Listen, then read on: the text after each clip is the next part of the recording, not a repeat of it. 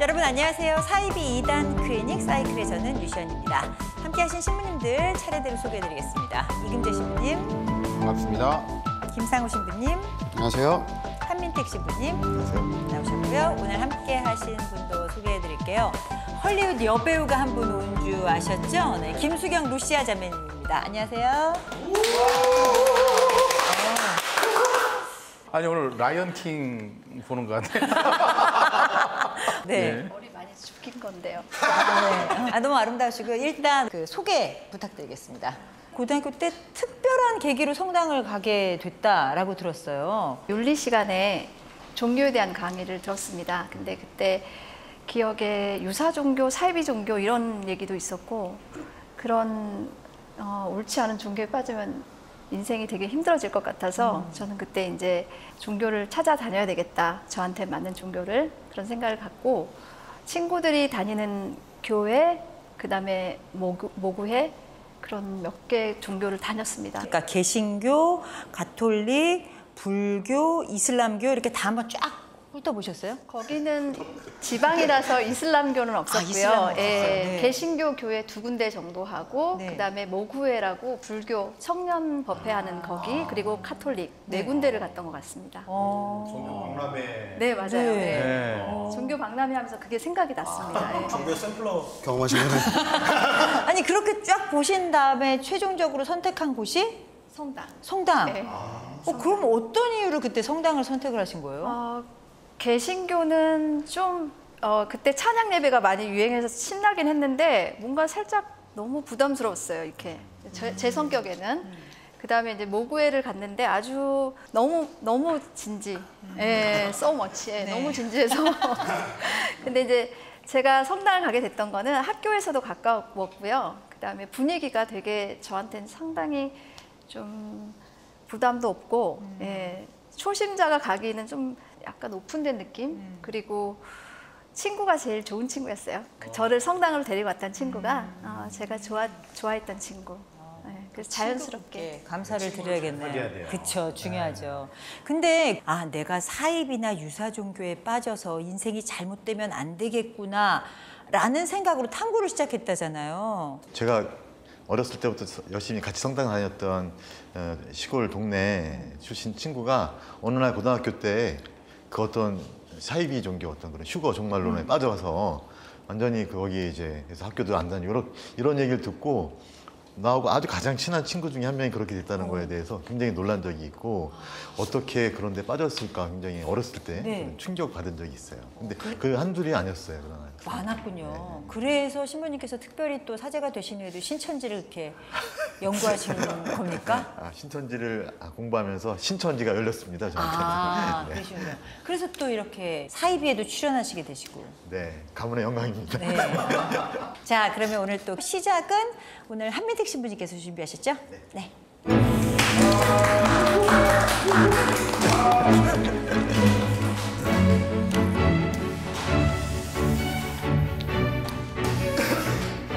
안녕하십니까?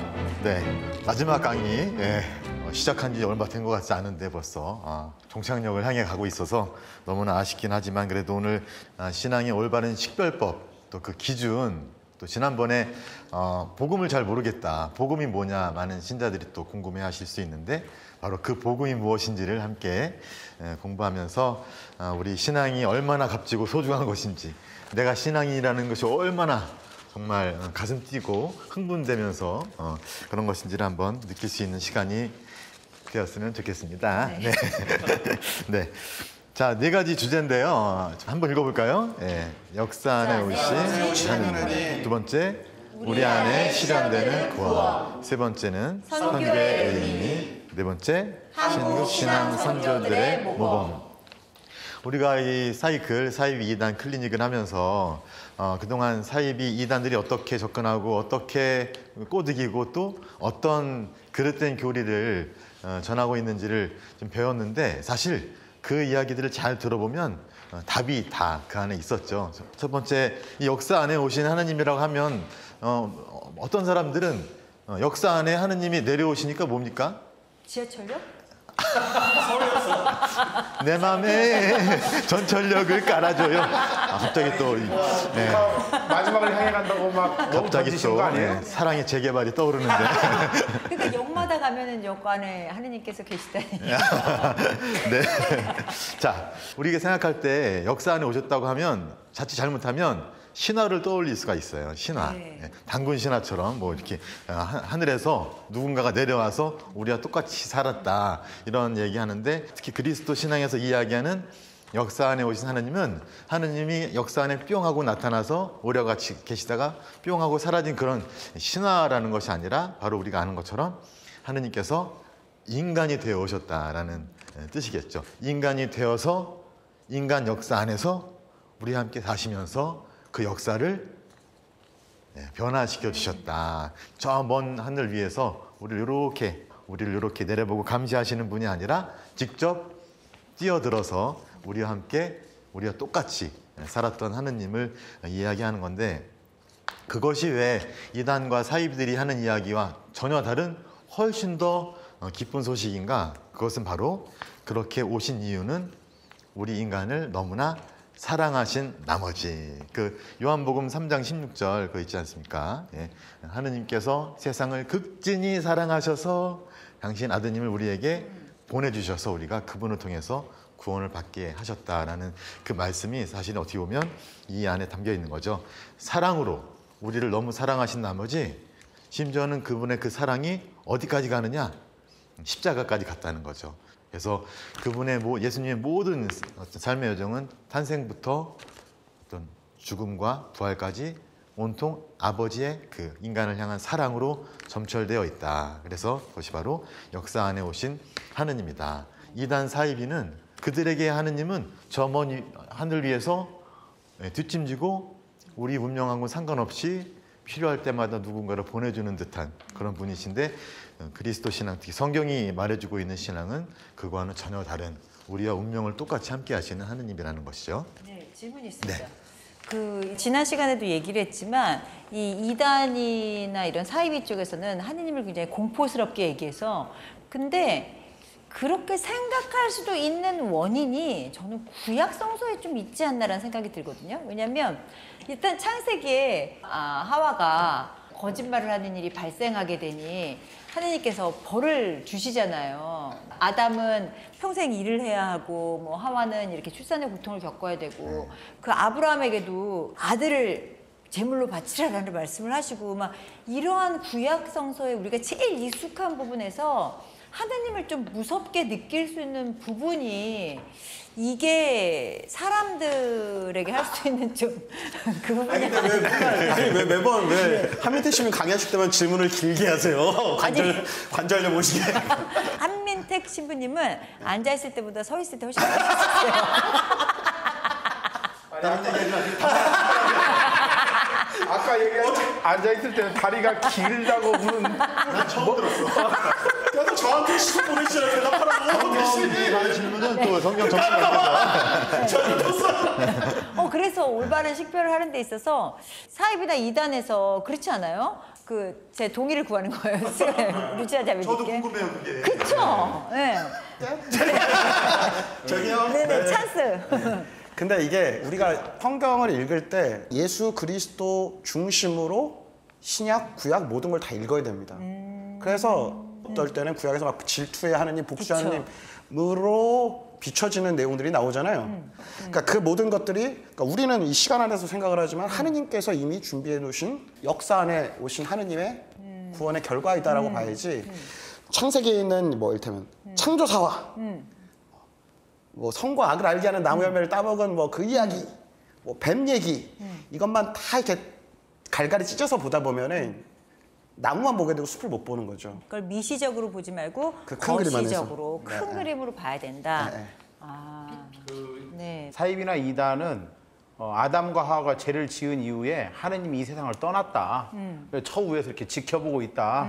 그리고 우리 구세주를 누구를 보내주셨다. 이런 식으로 이렇게 이원론적으로 세상과 하느님을 분리시켜서 네. 이게 아니라고 하는 것을 지금 말씀하고 계신 것 같습니다. 네. 그렇죠?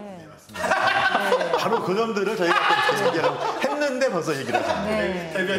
네, 좋네요. 근데 또 그런 것도 있잖아요. 어떻게 보면 아버지는 한없이 자상하고 이렇게 좀 자비로우신 분인데 아이는 아버지를 때로는 무섭고 겁나게 느꼈을 때 아마도 아버지에 대한 그렇게 표현한 것들이 구약에 있지 사실 아버지가 어떤 분인지를 찾아가는 과정이 사실은 또 구약 성경의 어떤 흐름이고 결국 예수님이 그분이 어떤 분인지를 이제 보여주셨다고 이렇게 보시면 되지 않을까 싶습니다. 오, 마무리 좋았어요. 네, 그렇죠? 마무리 좋았어요. 자, 두 번째 주제로 넘어가보겠습니다.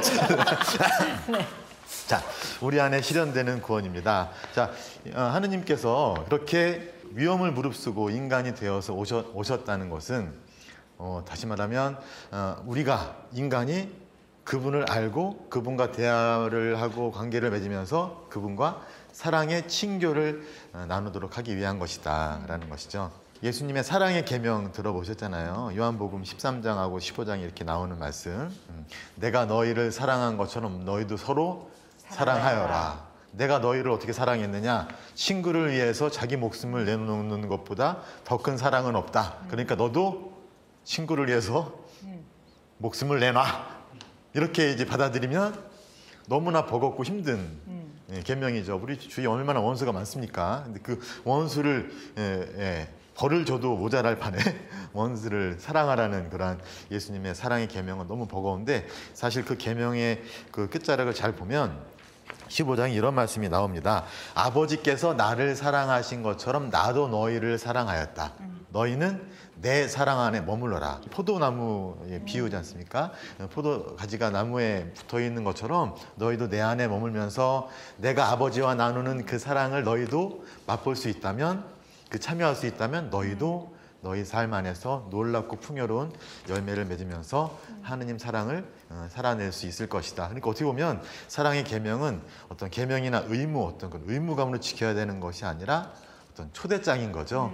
결국에 역사 안에 오셔서 우리를 구원해 주신 예수님이 이야기할 때 결국 우리는 그 구원이 먼 하늘 위에서 먼 훗날 일어날 것이 아니라 바로 지금 내 삶 안에서 일어나는 것이라고 이제 이해를 해야 된다라는 것이죠. 우리가 교회 안에서 특히 전통, 교부들의 전통 안에서 이 데이피카시오라고요. 라틴어로 네. 이제 신화, 하느님이 된다는 것에 대해서 이야기를 하는데 물론 우리는 하느님일 수는 없죠. 인간이죠. 하지만 우리는 예수님을 통해서 하느님의 그 신적인 본성, 하느님이심에 참여할 수 있도록 부름을 받았기 때문에 그리고 그것은 먼 훗날이 아니라 지금 여기서부터 실현되는 것이기 때문에 우리가 잊어서는 안 되는 것은 이단과 사이비들이 얘기하듯이 구원은 단순히 어떤 종말에 있을 선지자를 따라서 그 교회에 들어가는 것이 있는 거잖아요. 이미 내 안에 세례성사를 통해서 아니면 창조를 통해서 이미 준비되었고 성사를 통해서 내 안에서 이미 실현되고 있는 바로 그것이 구원이다라는 거, 이거를 좀 인식을 해야 될 필요가 있지 않을까. 질문 없죠? 네. 3번 좋습니다. 네, 3번. 좋습니다. 자, 선교는 무엇인가? 지난번에 예수 천국 불신족 말씀하신 것도 네. 있고 또 신천지 같은 경우는 굉장히 어떤 모략을 사용해서 사람들을 이렇게 하는데 자, 이런 것들을 그들은 선교라고 합니다. 얼마 전에 제가 몇 년 전에 캄보디아에 갔을 때 캄보디아의 사람들이 불만을 터뜨리는 것이 한국 개신교 사람들이 와서 캄보디아에 와서 성경을 나눠주면서 선교 활동을 한다. 그리고 이제 또 정치 세력과 이렇게 가까이 지내면서 자기네들의 선교 활동을 위한 어떤 토대를 좀 이렇게 준비한다. 이런 얘기를 하면서 불만을 얘기하는 캄보디아 사람들을 만난 적이 있는데 선교는 과연 무엇인가? 선교는 우리가 생각하듯이 성경을 나누어주거나 아니면 세를 부풀리거나 모든 불특정 다수의 사람들을 우리 교회에 끌어들이는 것이 선교가 아니다라는 거죠. 선교의 의미는 이게 이제 선교의 어원을 보면 파견하다라는 뜻이 있는데 하느님께서 당신 아드님을 우리를 구원하시기 위해서 파견하신 것처럼 또 당신의 영, 성령을 교회에 우리를 성화시키기 위해서 파견하신 것처럼 우리도 그분과 친교를 맺으면서 하나 돼서 그분으로부터 파견돼서 가서 사람들에게 누구를? 하느님의 사랑을 전해주는 것이야말로 선교의 본래 의미라는 거죠. 그렇게 보면 사이비와 이단에서 하는 그런 선교 활동들은 어떻게 보면 친구에게 다가가서 정말 사랑을 전해주면서 하느님 사랑으로 이렇게 초대하는 것이 아니라 모략과 뭘 꾸며 갖고 그 사람을 어떻게 보면 그 사람의 자유로운 어떤 선택이 아니라 그 사람의 정신을 이렇게 잡아서 이렇게 억지로 끌고 오는 듯한 그런 느낌을 받게 되는 것인데 선교의 본래 의미는 그것이 아니다라는 말씀을 좀 드리고요. 질문 없죠? 네. 자, 네 번째. 그래서 이러한 이 신앙 특히 한국 교회에 많은 신자들이 지금 신흥 종교에 빠져 있다고 하는데 이 한국 땅에 처음 그리스도교 신앙이 들어왔을 때 그 신앙을 받아들였던 우리 한국 선조들의 신앙을 보면 정말 놀랍고 또 특히 우리가 끊임없이 계속해서 배워야 될 것들이 너무 많다. 그 중에서 저는 지난번에도 언급을 한 적이 있는데 정약종 복자 정약종의 주교요지라는 교리서 그리고 정하상 성인의 상제상서라는 그 글 그 안에 보면 그분들의 신앙이 어떤 것인지 잘 드러나 있습니다. 하느님께서 저 먼 하늘 위에서 우리를 내려다보시는 분이 아니라 우리를 끊임없이 돌보시고 우리의 불쌍한 처지에 들어오셔서 우리를 끊임없이 당신의 자녀된 품위로 들어높여 주시는 그런 하느님, 그리고 그런 하느님께 은혜에 보답해 드리기 위해서 우리가 계명을 열심히 지켜서 거룩한 생활을 하면서 그 은혜에 보답해 드리는 것, 그리고 그다음에 또 놀라운 것이요. 주교요제도 그렇고 상제상서에도 그렇고 교리만 이야기하는 것이 아니라 뭐라 할까요? 하느님이 아니신 것, 하느님이 아닌 것, 아니 신앙 진리가 아닌 것들에 대한 언급이 이 안에 담겨 있었다는 거죠. 사이비와 이단에 관한 언급이요? 그렇죠. 그때 이제 지금처럼 우리가 생각하듯이 어떤 사이비 이단은 아니지만 그때 당시에 퍼져 있었던 어떤 민간 신앙이라든가 풍수 지리 아니면 뭐 어떨 때는 불교 이야기도 나옵니다. 예, 그 불교의 어떤 역사 안에서도 부당하고 부조리한 모습을 보이는 그런 모습도 있는데 그런 것들을 지적하면서 진정한 종교나 어떤 것인가라는 질문을 던지면서 그때 당시 사람들이 신앙이 아닌 것을 인식하고 진정한 신앙으로 갈 수 있도록 식별력을 키워주는 신앙 교육이 이미 있었다는 것을 기억한다면 아마도 그런 예를 본받아서 우리 역시 이단과 사이비를 공부하는 이유는 그들을 손가락질하기 위한 것이 아니라 우리가 믿는 하느님, 우리의 신앙이 어떤 것인지를 더 잘 알고 아닌 것이 어떤 것인지를 더 잘 알 수 있을 때 식별력을 갖고 진정한 하느님을 알고 또 사람들을 그 하느님께 인도할 수 있는 그런 신앙의 덕을 키우기 위한 것으로 아주 중요하지 않나 그런 생각을 하면서 오늘 신앙의 올바른 식별법에 대해서 강의를 마치도록 하겠습니다. 감사합니다. 앉으시죠. 네, 축하합니다.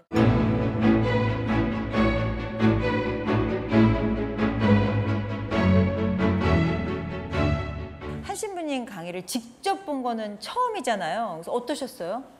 직접 들으니까 목소리가 훨씬 좋으신 것 같아요. 네, 노래도 잘하세요. 네. 제가 이제 와서 밝히는 얘기지만 제 지인분이시거든요.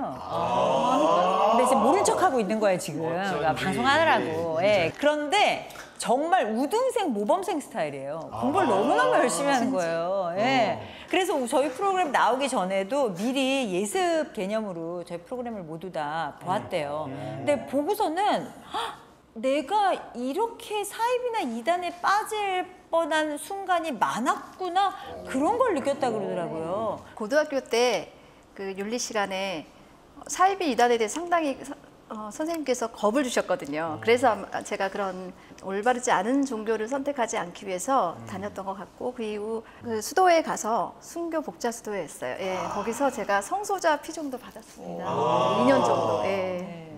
또 피정도 다니고 영성 수련 같은 데도 다녔는데 좀 위험한 순간들도 있었구나. 제가 사이비 종교로 갈 수 있었던 그런 순간도 있었다는 걸 제가 알게 됐어요. 네. 근데 그녀에게 닥친 그 위험했던 순간에 대해선 저희가 같이 프로그램 하면서 좀 더 얘기를 들어보도록 하겠습니다.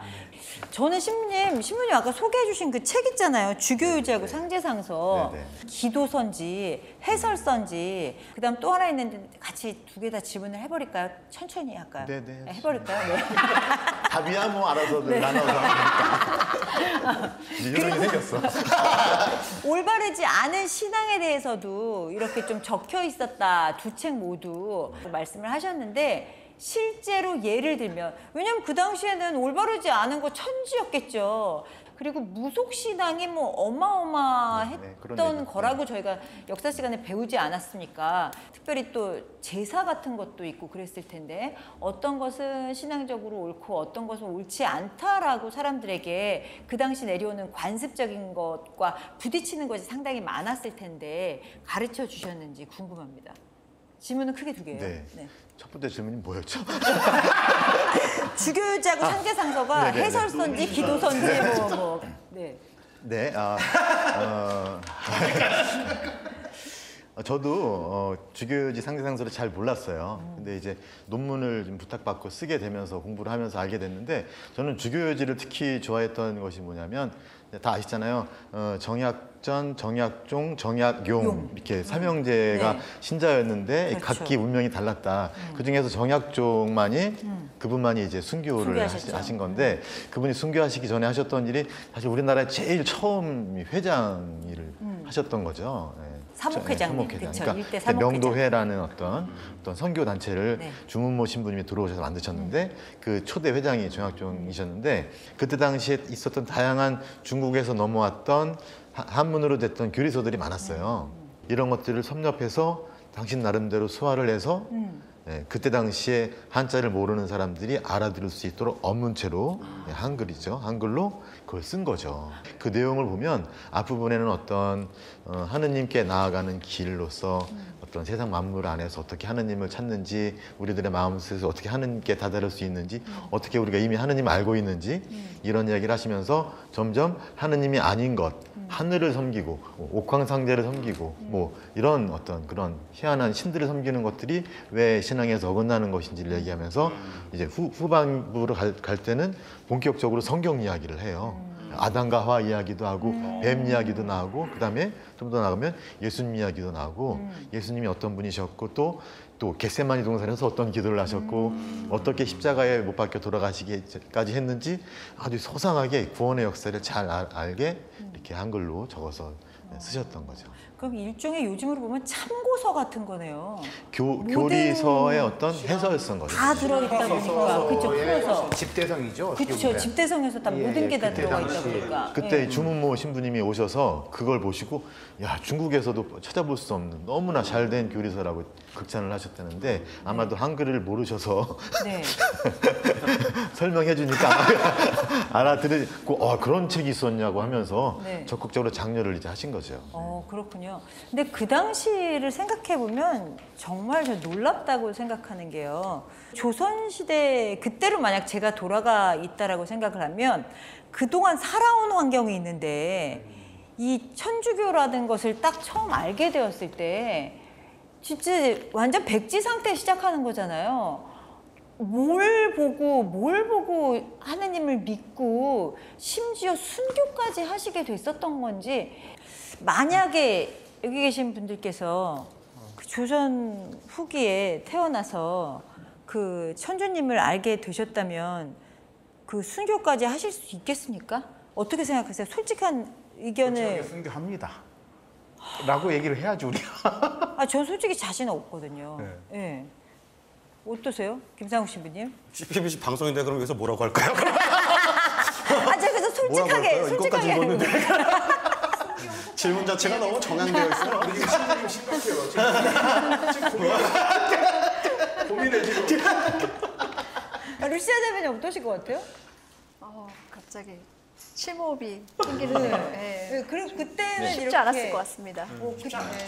제가 이 부분을 특별히 말씀을 드렸던 이유는 뭐냐면 이게 새로운 거라고 말씀을 드렸잖아요. 그러니까 이게 사이비가 아니고 올바른 신앙이라고 느꼈으니까 이분들이 그렇게 모든 걸 던질 수 있었을 텐데 어떤 기준으로 이건 사이비가 아니야라고 그 조선시대 분들이 느끼셨을까 하는 그 지점인 거죠. 굉장히 좋은 질문인 것 같은 게 왜냐면 그때 당시에 가톨릭 신자들을 보고 저 사이비에 빠져갖고 인생 망치는 사람들 이렇게 그때 그랬겠죠. 척사윤 이런 걸 보면 네. 완전히 그래요. 그리고 그들의 어떤 유학자들의 입장에서 봤을 때도 가톨릭 신앙을 갖고 그렇게까지 빠져 있는 걸 보면 어떤 면에서 오늘날 우리가 신천지나 다른 데 보면 이렇게 빠져 있는 걸 보고 야 저렇게 정말 정신이 없을 수 있을까라고 그렇죠. 생각해 볼 수도 있을 것 같아요. 충분히 그럴 수 있죠. 그래서 어디서 그런 보편성을 찾을 수 있을지에 대해서 굉장히 네. 중요한 질문 같아요. 저희는 시간이 지났기 때문에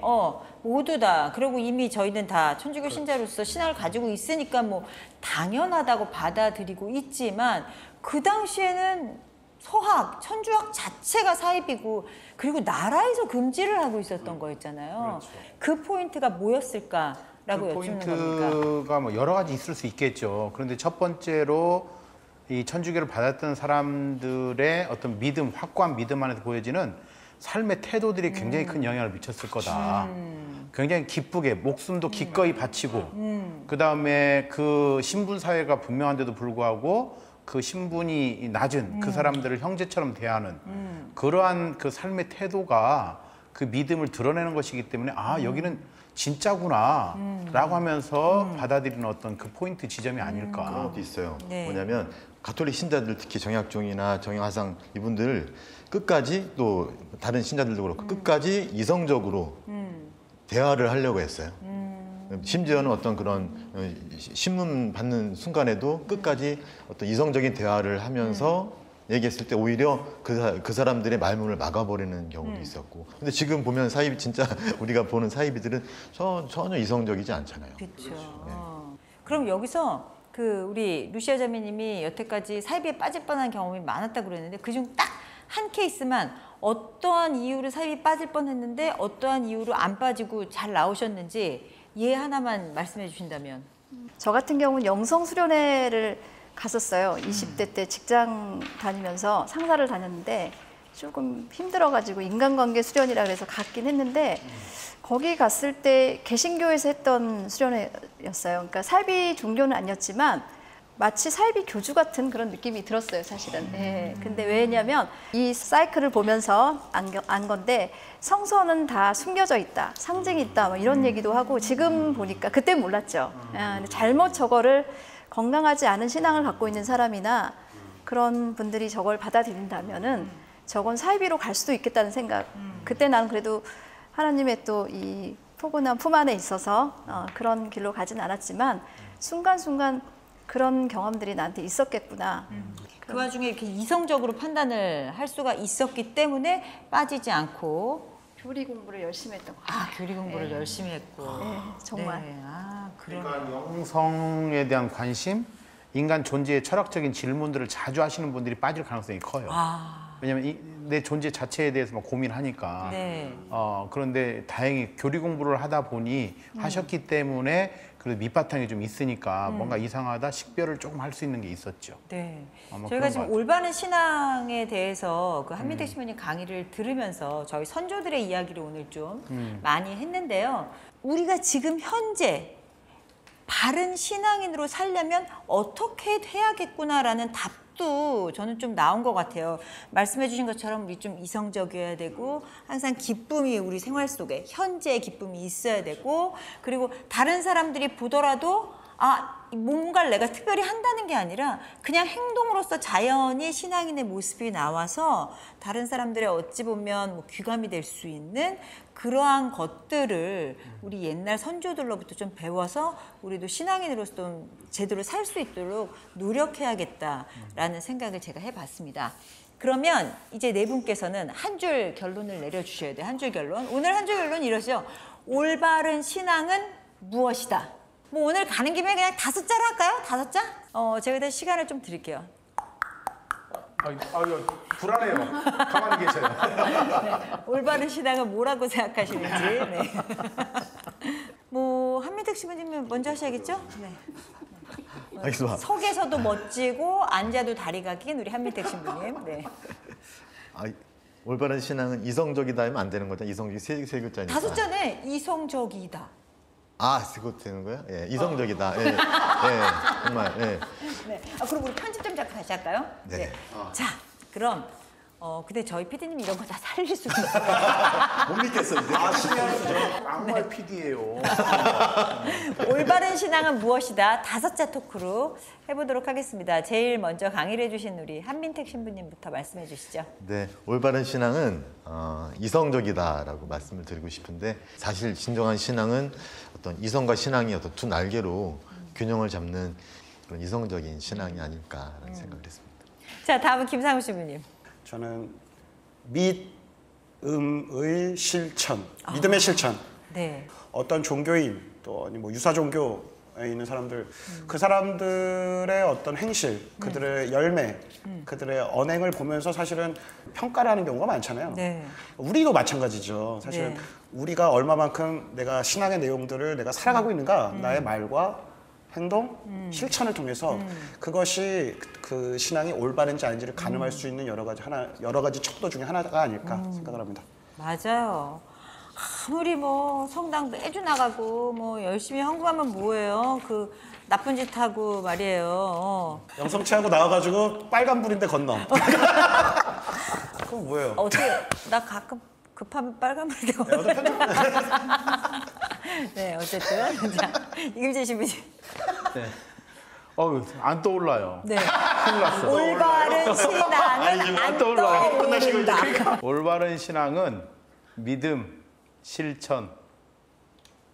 방금 전에 하셨잖아요. 믿음과 실천. 믿음과 실천. 오. 믿음의 아, 그게 올바른 신앙이잖아요. 아니, 신부님 너무 약한 모습. 네. 아니, 아무 생각이 없었어요. 이 자리가 약간 손 안 대고 코푼 자리예요. 큰일 나네. 이것도 또 PD가 이것까지 다 내보낼 것 같은데 큰일이네. 이금재 신부님 말씀 드리면서 제가 생각한 건데 올바른 실천은 지금 이 순간. 네. 아, 현재가 중요하다고 그럼요. 자주 말씀을 하셔서 가지실래요? 아니요. 그럼 그냥 믿음과 실천 하실 겁니까? 네. 네. 저희 기대됩니다. 오늘 루시아 자매님. 저는 좀 고민을 했는데 일상의 기쁨과 일상의 회복 두 개 중에 고민을 했는데 사이비 종교도 일상은 기쁠 수 있을 것 같아요. 그래서 일상의 회복. 일상 회복. 네. 올바른 신앙을 가지면 일상이 아주 제자리로 돌아오는 것 같아요. 일상이라는 것이 진짜 나의 어떤 가정 생활일 수 있고 사회생활 또 대인관계 그렇죠. 이런 게 다 망가지는 것이 네. 정말 좋은 말씀 같아요. 그렇죠. 종교라는 게 말씀하신 것처럼 일상이 기본이 돼야지 일상을 버리고 뭘 한다고 하면 그거는 옳지 않은 것 같습니다. 일상의 회복, 좋았습니다. 자, 그러면 다음 순서는 시청자 여러분들의 질문을 하나 받아서 해결해 보도록 하겠습니다. 안녕하세요. 이금재 신부님의 요한묵시록에 관한 강론을 본 후 궁금한 점이 있어 문을 두드립니다. 이금재 신부님 잘 들어주십시오. 친구랑 대화 중에 친구가 지금이 마지막 때라는 말을 했습니다. 세상은 이제 끝을 향해 달려가고 코로나 시대는 물론 세계 곳곳에 나타나는 자연재해 그리고 경제 불황 모두가 끝나면 주님의 심판이 있을 거라고요. 성 말라키의 예언, 112대 교황이 마지막 교황이라는 예언에 대한 이야기를 들으니 긴가민가하면서도 또 진짜면 어떡하지 하는 걱정에 휘말리더라고요. 그러면서 요한묵시록은 개신교는 물론 가톨릭계 사이에서도 그 해석이 분분하다며 모든 걸 긍정적으로 해석해서는 안 된다고 합니다. 친구의 말을 들으니 내 신앙에 대한 믿음만으로는 이런 고난을 극복할 수 없겠다는 생각이 들었습니다.